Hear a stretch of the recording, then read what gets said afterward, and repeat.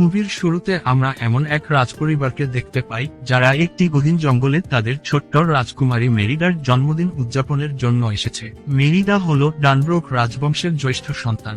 সে সেখানে তার মা রানী এলিনরের সাথে আনন্দে খেলাধুলা করছিল। ঠিক তখনই মেরিডার বাবা রাজা ফার্গাস এক বিশাল ধনুক হাতে সেখানে উপস্থিত হন।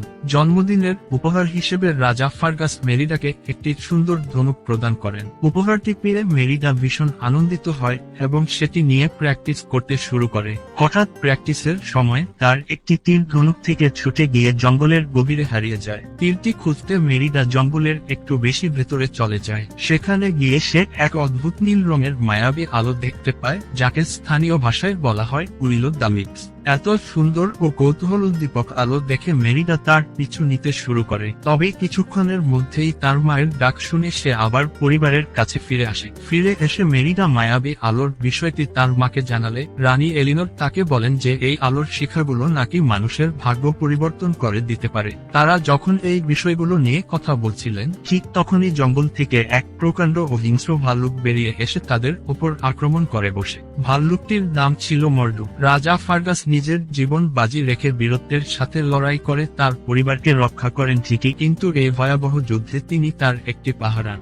দেখতে দেখতে কেটে যায় দীর্ঘ 10টি বছর। মেরিডার এখন 3টি যমজ ছোট ভাই রয়েছে। তারা তিনজনই অত্যন্ত চঞ্চল ও দুষ্টু প্রকৃতির। পুরো রাজপ্রাসাদ তারা সবসময় এক পায়ে দাঁড় করিয়ে রাখে। অন্যদিকে রাজকুমারী মেরিডা এখন অনেক বড় হয়ে উঠেছে। তবে একজন রাজকুমারীর যেসব কঠিন নিয়মকানুন ও রাজকীয় আচার ব্যবহার মেনে চলতে হয় তা মেরিডার একদমই পছন্দ ছিল না। সে নিজের ইচ্ছেমতো স্বাধীনভাবে বাঁচতে চাইত। আর এই বিষয়টি নিয়ে রানী এলিনর ও মেরিডার মধ্যে প্রায়ই বাকবিতণ্ডা হতো। রানী চেয়েছিলেন তার মেয়েকে একজন আদর্শ রাজকুমারী হিসেবে গড়ে তুলতে, কিন্তু প্রতিদিনের এই করা নিয়মকানুন পালন করতে করতে মেরিডা তার মায়ের ওপর মনে মনে বেশ বিরক্ত হয়ে উঠেছিল। তবে সপ্তাহে মেরিডার একটি স্বাধীন দিন থাকত, যেদিন সে যা খুশি তাই করতে পারত।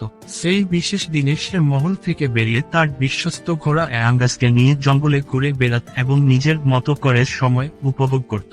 দিন শেষে সন্ধ্যা নামার আগেই সে মহলে ফিরে আসত এবং রাজপরিবারের সাথে সান্ধ্যভোজে যোগ দিত। এমনই এক সন্ধ্যায় খাবারের টেবিলে রানী এলিনর জানান যে তিনি মেরিডার বিয়ের ব্যবস্থা করছেন। তাই আগামীকাল 3টি মিত্র রাজ্য থেকে 3 জন রাজকুমার প্রাসাদে আগমন করবে এবং প্রাচীন প্রথা অনুযায়ী মেরিডাকে তাদের একজনের সাথে বিবাহবন্ধনে আবদ্ধ হতে হবে। এই খবর শুনে মেরিডা প্রচন্ড ক্ষিপ্ত হয়ে ওঠে, কারণ সে মানসিকভাবে বিয়ের জন্য একেবারেই প্রস্তুত ছিল না।